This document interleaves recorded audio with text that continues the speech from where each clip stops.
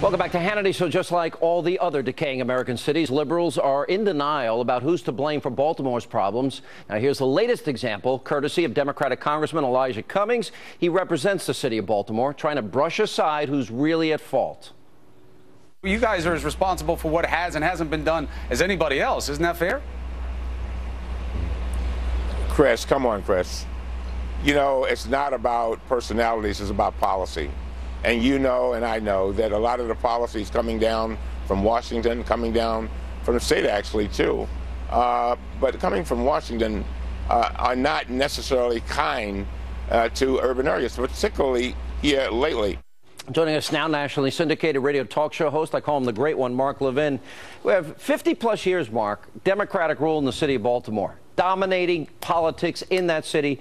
$40 trillion spent on poverty programs since the Great Society, $1.8 billion in stimulus money to Baltimore alone, $1.2 billion a year in education. The president, Cumming, everybody else lecturing America, well, we're not doing enough for Baltimore. Is that the real cause? Well, liberalism doesn't work. I guess we need to spend another $20 trillion, and maybe that'll have some effect. First of all, I want to say this. Where are the civil libertarians? Where's the ACLU? Where are the real lawyers in America, every single one who should be speaking out about what is already a travesty of justice?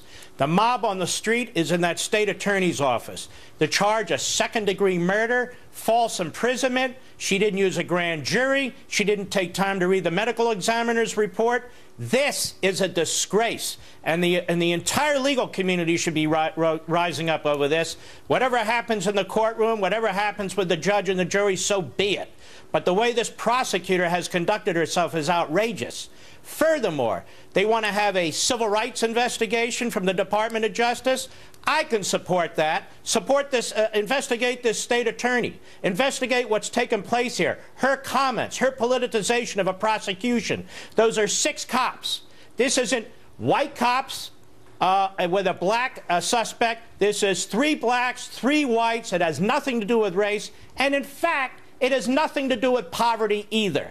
It's just that people are projecting, as usual, their radical, their left-wing agenda on top of these events. But the bottom line is, and we must not forget this, these police officers are being railroaded, in my view. I agree with you, but she addressed all of your cries of no justice, no peace. Quote, this is our time. Then you got the conflict of interest in the case of this woman. You got her husband in his position. You got the defense attorney in the position of giving her money and working on a transition team.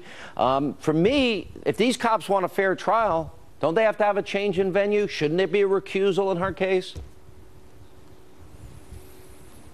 Well, maybe so, and there's no doubt a motion will be filed for that, and I suspect it will be turned down. It'll be very difficult. But all of that said, we should be focusing on injustice here. The mob is in the state prosecutor's office, the mob mentality. I don't care. Look, I'm a conservative. I don't run around defending mass murderers and terrorists and so forth, but I do believe in the constitutional system. How can it be that terrorists in Guantanamo Bay apparently have more due process rights, apparently are released even though they go back on the battlefield and they kill Americans and others? How can it be that they are treated one way and police officers another? There is a mentality in this country, and I'm sorry if people don't agree with me, I don't much care. There's a mentality in this country trashing law enforcement, like law enforcement has to be perfect. Well, law enforcement is not perfect. Reporters aren't perfect. Obama's not perfect. That's not the test. The fact of the matter is, if we lose order, we lose liberty, and we lose the society. You saw anarchy in Baltimore. That's what you saw. So what do you do as an attorney from your legal perspective and your legal background? Because I agree that there was a rush to judgment here, a lot of politics in play. I think this was to appease an angry mob. And certainly we want to see the evidence. That hasn't been presented. That's going to take time. So if you're the attorney for one of these guys, what do you do, Mark? You start loading up and filing motion after motion after motion. It's my understanding they haven't even seen the medical examiner's report yet. They haven't seen that knife a motion was filed. The prosecutor standing there just making allegation after allegation, making assertion of fact after assertion of fact. But the fact she's not asserting is, what's the basis of second-degree murder? None of us know. Oh, well, the guy wasn't putting a seatbelt in the back of the van. That's the basis of second-degree murder? We don't know. Now, it seems to me the American people and the people of Baltimore ought to know a little bit more than we've been presented so far. They shouldn't be free to keep their cards so close to their chest after she makes this brazen political statement last week. What is your reaction to Pam Geller and the death threat that has come against her?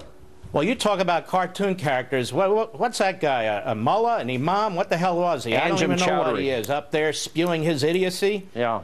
Yeah, great. Anjem Chowdhury. It sounds like a rash. I'll tell you this. The fact of the matter is, what Geller did, oh, she's provocative. We've never had provocative speech in this country, Sean. The Supreme Court has protected provocative speech over and over and over again.